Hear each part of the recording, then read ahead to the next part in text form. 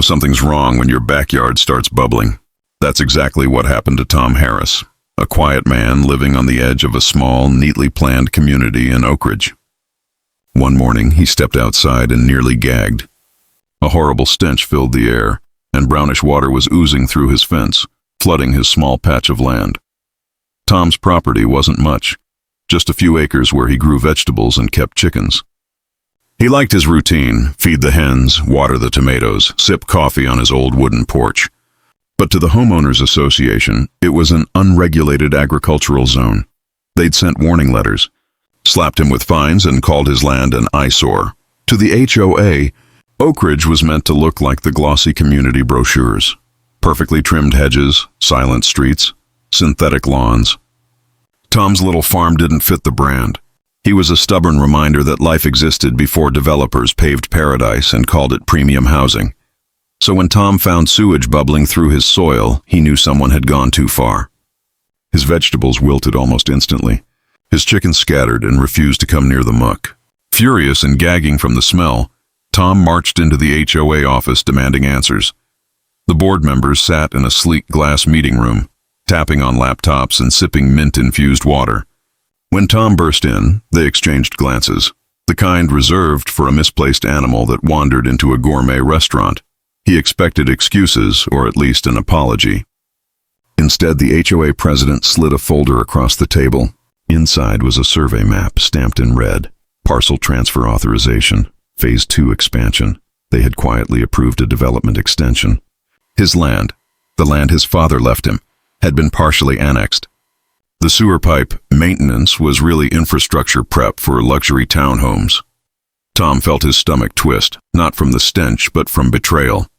His patch of earth wasn't just messy land. It was memory, identity, freedom. And now the HOA had declared war, not with guns or guards, but with paperwork, pipes, and poison seeping through the soil. Tom walked out without a word. He'd lost part of his land, but the fight for the rest was only beginning. The next evening, Tom marched into the HOA meeting, his boots still muddy from the flooded soil. His entrance cut through the polite murmur of neighbors discussing garden fences and paint shades. "Who gave you the right to dump waste on my property?" he thundered, voice echoing off the polished walls. The HOA president, Linda Grant, platinum earrings, perfect posture, a smile that never reached her eyes, smirked. "Mr. Harris, your land borders the community drainage zone. It's technically within our jurisdiction for waste management." Tom clenched his fists. "You mean you flooded my property because it doesn't look like your fancy lawns?" Linda leaned back, hands folded. "Maybe if you kept it cleaner, it wouldn't happen." The room chuckled, a ripple of smug amusement from people who never dirtied their shoes. Tom scanned the crowd. All he saw were manicured faces, neat haircuts, and eyes that judged before listening. All except one. In the back sat Mr. Collins, a quiet council representative attending as a formality, or so everyone thought. He didn't laugh. He didn't smirk. Instead, he scribbled something down when Tom mentioned his property papers had never been altered or sold. "Your concerns will be reviewed," Linda said flatly, tapping her pen as if that closed the matter. "Do try to be more cooperative with community standards." Tom stared at her, every muscle tight with anger. "Cooperative isn't the word." "Your bullies hiding behind rules," gasps, a few mutters. Someone whispered, "That farm guy has no respect." Tom walked out, humiliated, but not defeated. The cold night air bit at his skin, the smell of sewage still clinging to his clothes. He looked back once, the glowing clubhouse windows, the silhouettes sipping sparkling water, people who had decided his life didn't fit their aesthetic. The next morning, Tom drove to the county clerk's office. He expected red tape, maybe a missing page, some clerical excuse. Instead, when the clerk handed him his file, his jaw dropped. Next to the map of his property was a newly added stamp: pre-development acquisition, pending claim confirmation. And beneath it, a name he never expected: filed by Oak Ridge HOA without owner consent. The fight wasn't just about sewage anymore. They were trying to take his land. And Tom Harris wasn't about to let them. At the local records office, Tom requested the latest property documents for his land. The clerk, a young man with nervous eyes, hesitated before pulling a thick folder from the shelf and sliding it across the counter. Tom flipped through the familiar pages, The survey maps, the deed his father signed decades ago, until something new caught his eye. On the second page, under ownership allocation, a new line had been printed. Owner, Thomas Harris, 70%. City of Oak Ridge, 30%. He felt his stomach drop. What? He breathed. Since when does the city own my land? The clerk cleared his throat. About a year ago, there was a zoning reclassification, filed by the HOA, approved by the mayor's office. It said part of your property was designated for a community environmental initiative. Tom's jaw clenched so hard it hurt. Environmental? They're dumping sewage on it. The clerk winced. Sir, I'm just reading the notes. You might want to speak with the mayor directly. Tom didn't wait. He marched out and headed to City Hall, fury pushing every step. He expected stone-faced receptionists and locked doors. Instead, when he explained why he was there, the receptionist's eyebrows shot up, and she called someone immediately. Minutes later, Mayor Daniel Brooks himself appeared. Mid-40s, sleeves rolled up, a man who looked like he still remembered dirt under his nails. He led Tom into his office.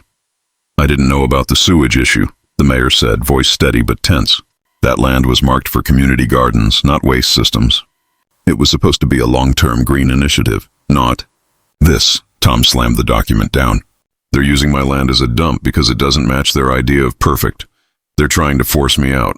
Brooks scanned the paperwork, his expression darkening. This isn't what we signed off on.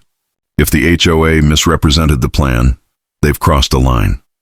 For the first time since the bubbling muck appeared in his yard, Tom felt something other than anger. He felt possibility. Someone in power was listening. The mayor leaned forward.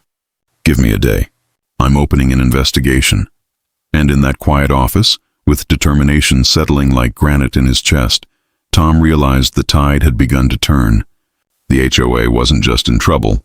They were about to face a storm. Within days, the mayor's office launched an official inspection. Clipboards, hard hats, city vans. Tom watched from his porch as engineers traced pipes, lifted grates, and followed the foul trail. What they found spread through town faster than any rumor. The HOA had secretly tapped into a city sewage line, rerouting waste away from the pristine streets and emerald lawns of Oak Ridge, straight onto Tom's farmland. Worse, they had done it without a single municipal permit. It wasn't maintenance. It wasn't an accident. It was deliberate contamination, carried out to preserve curb appeal. When the findings hit the mayor's desk, he didn't wait. A public hearing was scheduled. Word spread. Neighbors whispered. Some came out of curiosity, others out of guilt. A few, mostly longtime residents like Tom, out of simmering anger. The town hall buzzed with tension the night of the hearing. Cameras from the local news were set up in the back. Reporters murmured. Residents filled the rows, HOA supporters and skeptics sitting on opposite ends like rival teams. Linda Grant sat in the front row, impeccably dressed but visibly rattled, fingers trembling as she adjusted her blazer again and again. Her board members fidgeted beside her. Mayor Brooks stepped to the podium holding a thick file. His voice carried authority and disappointment. The HOA has violated environmental regulations, property statutes, and municipal code. They redirected sewage without permits and disposed of waste on land partially owned by the city. He paused, and they targeted a private citizen to do it. A collective gasp rippled through the room. Linda stood abruptly. Mr. Mayor, we were only trying to protect the community's cleanliness.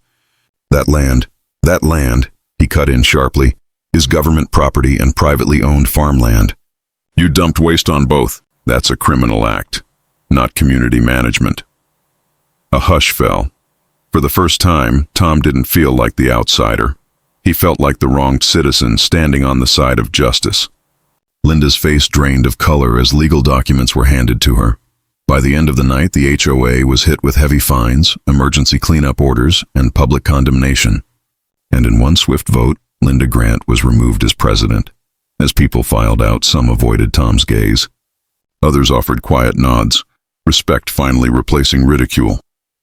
Tom didn't smile, didn't celebrate. He just breathed, long and steady, as though reclaiming air that had been stolen. The battle wasn't over.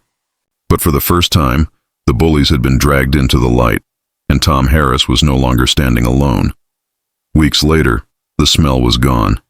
Trucks had hauled away tainted soil, City workers had sanitized the ground, and new irrigation pipes gleamed under fresh earth. Where foul sludge once bubbled, neat rows of raised beds now stretched in emerald promise. Tomatoes, basil, beans. Tiny seedlings poked through rich soil like green confetti celebrating victory. And every bit of it happened with Tom watching, arms folded, a quiet pride blooming as fast as the